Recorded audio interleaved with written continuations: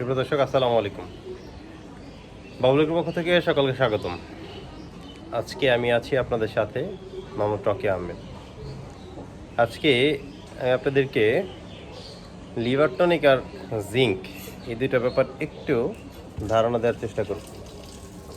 প্রথমে আমি আপনাদেরকে জানিয়ে নেই যে আমরা বিগত একদিন আগে, অর্থাৎ গত পরশুদিন সকালবেলা আমাদের এই যে পেছনে দেখতেছেন সদস্যবৃন্দ, এদেরকে কীটনাশক করেছি এবং আজকে থেকে, অর্থাৎ আজকে সকাল থেকে এদেরকে আমরা লিভার টনিক এবং জিঙ্ক দিচ্ছি।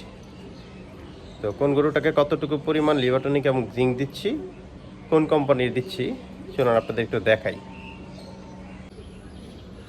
আমরা এই যে আমাদের খামারে মেটাজিঙ্ক বি এটা ব্যবহার করি। এটা কারণ হচ্ছে এর মধ্যে স্বাভাবিকের চাইতে উপাদান পরিমাণ অনেক বেশি। যেমন জিঙ্ক সালফেট, মনোহাইড্রেট, ইউএসপি বা মৌলিক জিঙ্কের সমতুল্য হচ্ছে এটা 20 গ্রাম। এটা থায়ামিন আছে, রিবোফ্লাভিন আছে, নিকোটিনামাইড আছে, পাইরোডক্সিন আছে, সায়ানোকোবালামিন আছে, অনেকগুলো উপাদান এটার মধ্যে কিন্তু আছে।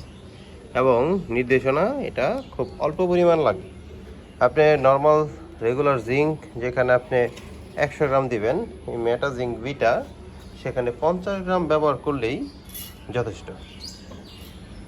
কিন্তু আমরা মূলত এটা গাভীকে, এই বড় গাভীগুলো যারা আছে এদেরকে 100 গ্রাম করেই দিয়ে থাকি। কারণ গাভী যদি একটু বড় হয়, তা সেই ক্ষেত্রে আপনি যদি একটু ভালো রেজাল্ট পাইতে চান, আপনি কিন্তু অল্প পরিমাণ ওষুধ সেভ করতে গেলে ভালো রেজাল্টটা পাবেন না। এবার চলেন একটু লিভার টনিক নিয়ে দেখা যাক। এটা হচ্ছে মেটালিভ। ওই মেটা জিঙ্ক যেটা, ওটা দিয়ে শুরু, ওটা থেকে আমরা লিভার টনিকটা আনি। তাই লিভার টনিকটাও খুব ভালো কাজ করে। এর মধ্যে অনেকগুলো ইনগ্রেডিয়েন্ট আছে। যেখানে আমরা অন্য লিভার টনিক 100 গ্রাম ইউজ করি, এইখানে এটা আমরা 50 গ্রাম দিলে মাশাআল্লাহ ভালো রেজাল্ট পাই।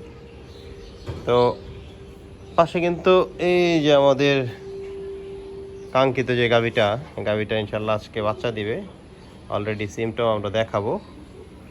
ঠিক আছে, পুরো ভিডিও আপনারা পাবেন। তো এর আগে এই ভিডিওটা একটু দেখে নেন এবং ভিডিও শেয়ার আর লাইক করতে ভুলবেন না।